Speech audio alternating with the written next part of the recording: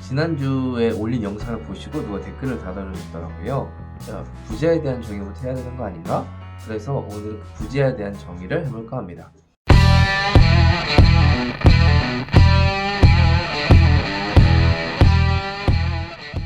네, 안녕하세요. 드래곤 타이거입니다. 네, 우리가 지난 시간에는 부자가 되기 위해서는 어떻게 해야 하는가에 대해서 생각을 해봤는데요. 첫 번째가 관계를 잘 설정해야 된다는 거였습니다. 하나님, 그리고 나, 그리고 돈, 이 세 가지의 관계를 잘 설정해야 된다고 이야기를 했었고, 두 번째는 투자와 투기를 구분해야 한다. 세 번째는 주식할 때는 꼭 세 가지를 기억해야 한다. 네, 그리고 결론으로서 우리가 크리스찬으로서 어떻게 돈을 모으고 돈을 굴려서 이 돈을 어디로 흘러가게 할 것인가에 대한 이야기를 나눴습니다. 지난주에 대한 내용을 아직 못 보셨다면 여기 링크 클릭하시면 될 것 같습니다. 네, 오늘 본격적으로 이야기할 거는요, 나와 돈의 관계에 대해 생각해 보는 것입니다. 나와 돈과의 관계에서는 지난주에 얘기한 것처럼 우리의 추월 자선이라는 책으로 한번 책의 내용을 살펴보면서 우리가 고민해보면 좋겠습니다. 이 책의 내용을 한번 읽어드릴게요. 돈은 물질적인 소유가 아니라 가족적인 친밀한 관계, 신체, 건강, 그리고 자유가 바탕이 될 때 얻어진다. 돈으로 행복을 살 수는 없다. 돈으로 사는 물질적인 것들은 자유를 해치기 때문이다. 자유에 해가 되는 모든 것은 그의 3요소에 방해가 된다. 올바르게 사용한다면 돈으로 자유를 살 수 있으며 자유는 곧 행복으로 이어진다. 여러분, 이 글을 읽으면서 어떤 생각이 드셨나요? 이게 신앙서적이 아닌데 굉장히 성격적이지 않습니까? 우리가 보통 부자라고 생각하면 뭘 떠올리나요? 바로 돈을 떠올리죠. 이 저자는 관계, 그리고 건강, 자유의 이야기를 하고 있습니다. 네, 이 책에서는 그럼 우리가 부로 가기 위해서는 세 가지의 차선이 존재를 하는데, 한 차선은 인도, 두 번째는 서행 차선, 그리고 마지막으로 추월 차선, 이렇게 세 가지를 이야기합니다. 네, 차선이 각자 있지만 목적지가 서로 다릅니다. 네, 인도는 가난으로 가는 길이고요, 서행 차선은 평등한 노후를 위한 삶이고, 마지막으로 추월 차선은 부를 향해 가는 차선입니다. 그러면 이 한 가지 한 가지를 정확히 좀 생각해 보도록 합시다. 우리가 쉽게 얘기하면 인도는요, 아무런 재무 계획이 없는 사람을 뜻합니다. 버는 족족 쓰는 것이죠. 혹시 돈을 많이 번다 할지라도 소득보다 지출이 더 많아서 매번 카드값을 허덕이든지 빚에 쫓아리든지 이런 사람들을 말하고 있어. 저자는 또 이렇게 이야기를 합니다. 자, 읽어볼게요. 혹시 당신이 인생 한 방을 노리고 있다면 과정이 아니라 사건의 초점을 맞추고 있는 것이다. 이런 사고방식은 당신을 추월 차선이 아니라 인도로 인도한다. 인도로 가는 사람들의 대부분은요, 뭐라고 얘기하냐면 그냥 인생 한 방이야. 그래서 뭘 하죠? 로또를 한다거나, 내가 잘 알지도 못하는 곳에 투기를 한다거나, 또 아니면 내가 잘 하지도 못하는 것을 사업을 벌인다거나. 그래서 이런 사람들은요, 내 계획과 내 주관이 아니라 주위 사람들의 말에 의해서 흔들리고요. 또 이 사람들은 부자들의 삶이 부러운 것이지, 부자들이 어떻게 부자가 됐는지, 부자들은 어떤 생각을 가지고 있는지, 어떤 마인드를 가지고 있는지에 대해서 전혀 모르는 사람들입니다. 자, 그렇기에 부자로 가는 관문의 가장 첫 번째는요, 모든 사람들이 다 똑같이 살기를 합니다. 자신의 라이프 스타일을 점검하는 것입니다. 내가 어디에 조건을 묻고 어디에 투자를 하고, 이것보다 더 중요한 것은요, 내가 얼마를 벌고 어떻게 쓰느냐, 어디에 쓰느냐를 먼저 파악하는 것입니다. 아무리 돈을 많이 벌어도요, 제대로 쓰는 방법을 모르면요, 부자가 될 수 없습니다. 서행 차선은요, 성공하기까지 굉장히 수십 년의 시간이 걸립니다. 그리고 여러분들이 만약에 직장 생활을 한다면 30년, 40년을 버티기 위해서는 엄청난 정치력이 또한 필요합니다. 이 서행 차선은요, 우리가 평범하게 생각하는 열심히 저축하고 돈을 모아서 시간이라고 하는 것을 통해서 우리가 부를 축적하는 것이죠. 이 서행 차선에는요, 5대2 법칙이 존재한다고 합니다. 이 5대2 법칙이 뭐냐? 이 일에 자유로운 휴일을 선택하기 위해서 나는 5일을 회사에 잡혀 있는 것이죠. 이 저자는 시간 대비 투자 이율을 생각해 봤을 때 5대2의 비율을 생각해 봤을 때 마이너스 60%라고 이야기를 합니다.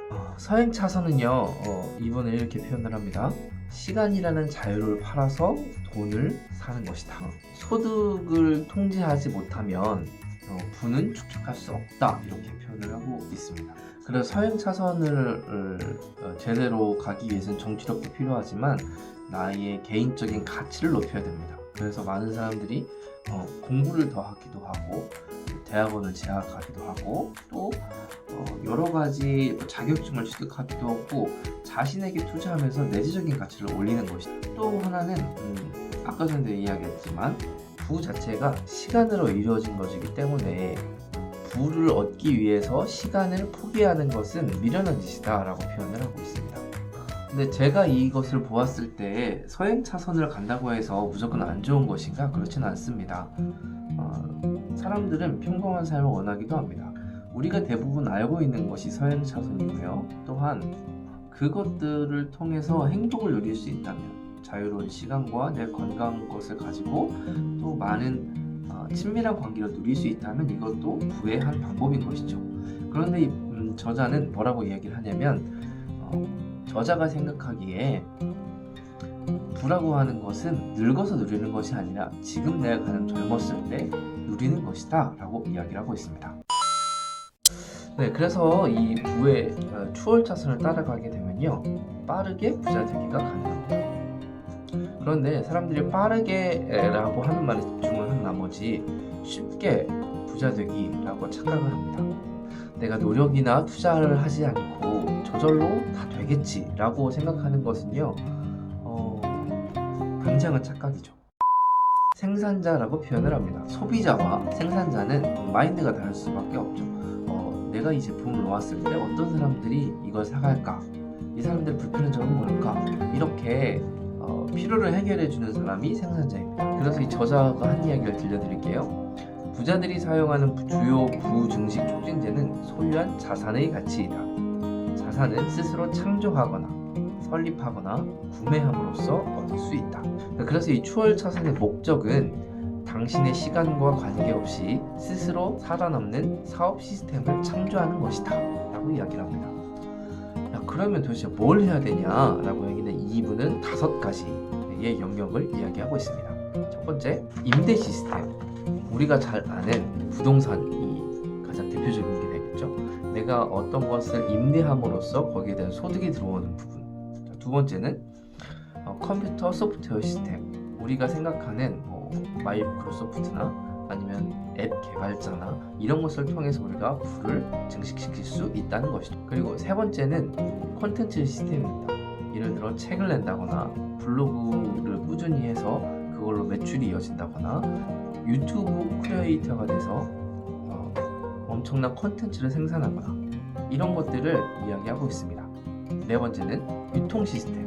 여러분들이 프랜차이즈나 체인점 같은 걸 만들어서 그것을 운영하는 것이죠. 마지막으로는 인적 자원 시스템. 내가 아니라 다른 사람들에게 일을 시키고 그것들을 여러 개 돌리는 거죠. 근데 이 인적 자원 시스템 같은 경우는 관리나 비용의 측면에서 돈이 많이 든다고 하는 것이죠.